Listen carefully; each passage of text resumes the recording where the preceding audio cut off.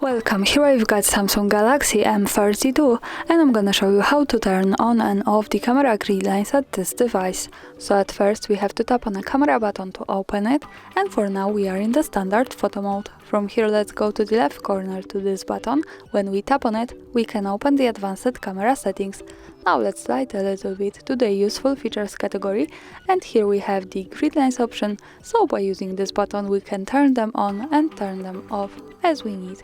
For now let me keep this turnet on, let's go back to the camera, and now in the preview we can see these lines. This is useful for example when we want to use the rule of thirds in photography or making experiments with composition. Also remember that these lines are not visible at the real picture, so when I take a photo and when I move to the left to the gallery, we can't see them at the real picture, so the grid lines are only to help us taking better photos.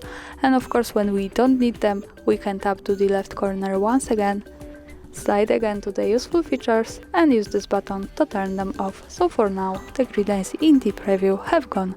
And that's all, thanks for watching, subscribe our channel and leave the thumbs up.